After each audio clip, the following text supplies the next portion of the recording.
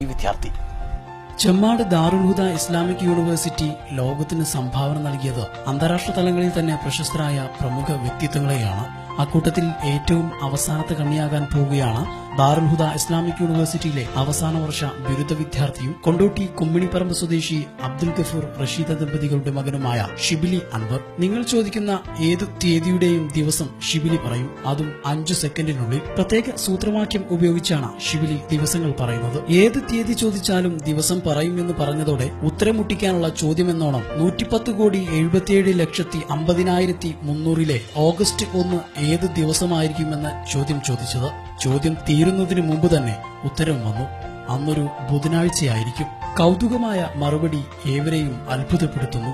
ലോകത്ത് ആരുടെയും ജനന തീയതി പറഞ്ഞാലും അവരുടെ ജനിച്ച ദിവസം നിമിഷങ്ങൾക്കകം കൊണ്ട് തന്നെ ഷിബിലി പറയും. എന്റെ ഡേറ്റ് ഓഫ് ബർത്ത് വരുന്നത് 1990 മെയ് 20. അത് ഏത് ദിവസമാണെന്ന് പറയാം? ഞായറാഴ്ച.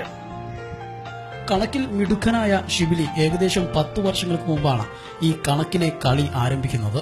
2010 മുഴുവൻ ദിനങ്ങളും മനഃപാഠമാക്കാനുള്ള ഗണിതശാസ്ത്ര സൂത്രം ഹൃദ്യസ്ഥമാക്കിയാണ് ഷിബിലി ശ്രദ്ധേയമാകുന്നത്. തുടർന്ന് ഇതേ സൂത്രവാക്യം ഉപയോഗിച്ചുകൊണ്ട് തൊട്ടു മുന്നിലെയും പിന്നിലെയും വർഷങ്ങളിലെ ദിവസങ്ങൾ കൂടി സ്വായത്തമാക്കി.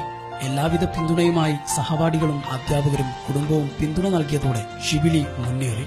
ആദ്യമൊക്കെ ഉത്തരം പറയാൻ സമയമെടുക്കുമെങ്കിൽ ഇപ്പോൾ ചോദ്യം ചോദിച്ച് 5 സെക്കൻഡിനുള്ളിൽ ഉത്തരം പറയും. കഴിഞ്ഞ ഏപ്രിൽ കൊച്ചിയിൽ സംഘടിപ്പിച്ച പരിപാടിയിൽ ഷിബിലി തന്റെ പ്രകടനം കാഴ്ചവെച്ചിരുന്നു. നിലവിൽ സമാന മേഖലയിൽ ഏഷ്യൻ റെക്കോർഡ് ഒരു മലയാളിക്കാണ്.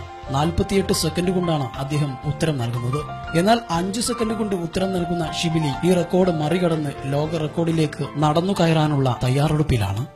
നിരവധി പ്രമുഖ വ്യക്തിത്വങ്ങളെ ലോകത്തിന് സമ്മാനിച്ച ചെമ്മാട് ദാറുൽ ഹുദ ഇസ്ലാമിക് യൂണിവേഴ്സിറ്റിയിൽ നിന്ന് ഒരു പുതിയ പ്രതിഭ കൂടി ഉയർത്തി നിൽക്കുകയാണ് ലോകത്തിന്റെ ഭൂപടത്തിൽ സാന്നിധ്യം അറിയിക്കാൻ.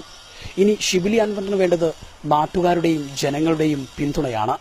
തിരുവങ്ങാടിയിൽ നിന്ന് ജംഷീർ കെ കൊടിഞ്ഞി, വെട്ടം ന്യൂസ്.